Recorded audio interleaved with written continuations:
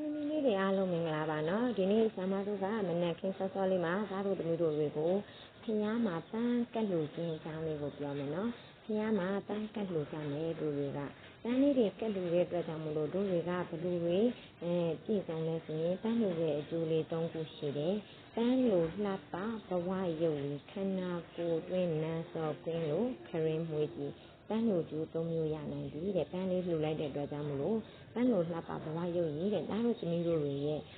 ဒီဘဝလေးဟာပန်းလေးလိုလှပပါတယ်တဲ့ရုပ်ရည်ယူပကလေးတွေလည်းပန်းလိုလှတယ်လို့ဘဝလေးကပန်းလိုလှတယ်ဆိုတော့အဲ့တော့သမီးတို့ရဲ့ဘဝမှာခက်ခဲတွေမရှိဘဲနဲ့နော်အဆက်ဆက်ရရအဆင်ပြေတတ်တယ်ပေါ့နော်အဲ့တော့တို့တွေဘဝလှဖို့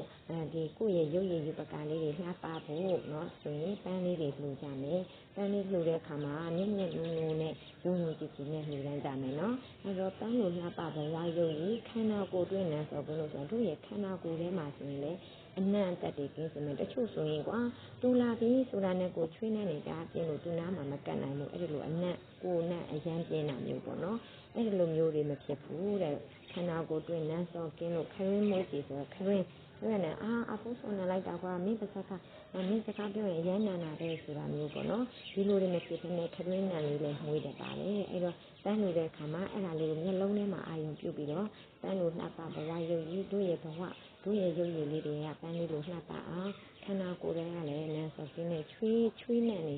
နန်းလေးစောခြင်းနဲ့ကျင်းဝေးအောင်ပြီးရင်ခရင်းမွေးကြည့်ခရင်းလေးကနေလည်းအာဘုံနဲ့မထွက်အောင်တို့တွေကပန်းကိုလှူကြမယ်နော်ပန်းလေးတွေလှူကြမယ်ပန်းလှူတဲ့ခါမှာဘယ်လိုဆိုမလဲဒါတို့မျိုးတွေပန်းလှူတယ်ပန်းကတ်တယ်ဖျားကိုပန်းကတ်ဖို့လို့အတွက်ဆိုရင်တို့ကဘယ်လိုလေးဆိုလဲဆိုရင်စာမနဲ့အတူတူဆိုကြည့်ကြရအောင်နော်ဒီဖူဒီယိုလေးကိုနားထောင်ပြီးတော့ဒါတို့မျိုးတွေကပန်းလေးကတ်တိုင်းဒီစိတ်ကလေးရောကိုယ်လေးရောနုံနုံနဲ့ပန်းလေးကတ်ကြရအောင်နော်ကဲဆိုကြည့်မယ်အရဟတာတိနဝကုတိဟိအရဟံအစရှိသောကိုးပါးသောဂုဏ်တော်တို့နှင့်သမနာကတံပြည့်စုံတော်မူသောနာထံလူနတ်တို့၏ကိုယ်ွယ်ရာဖြစ်တော်မူသောဗုဒ္ဓံတတ်တော်ထင်ရှားတတ်ပြည့်ညို့မြတ်စွာဘုရားကိုဥဒိတရီမှတ်၍ဇေတိယတဓာတုဇေတိဓမ္မဇေတိဥဒိတဇေတိပရိဘောဂဇေတိတော်မြတ်အားဝနကဏ္ဏ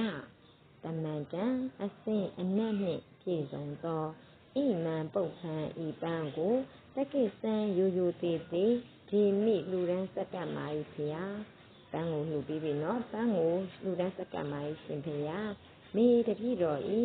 ဣမံပုံဉံဤကောင်းမှုသည်အတဝက္ခယဝဟံအတော်တရား၄ပါးတို့ဤကုံရာကုံကြောင်းဖြစ်သောမဉ္ဇဉ်ဖူဉ္ဇဉ်မျက်နှိပ်ပံကိုဧကံရောက်အောင်ရွတ်ဆောင်နိုင်ပြီးဟောတုဖြစ်ပါစေတည်းဒါတို့သမီးတို့ပန်းလေးကိုလှူပြီးအဲ့ဒီလိုလေးဆူတောင်းလေးယူလိုက်ပါဒါကြောင့်ပန်းကိုလှူတဲ့အကျိုးလေးတွေဒါတို့သမီးတို့တွေအားလုံးခံစားရပါစေရရှိပါစေအကျိုးကျေးဇူးလေးတွေရပါစေနော်အားလုံးပဲမင်္ဂလာနဲ့ခင်းပါရှင်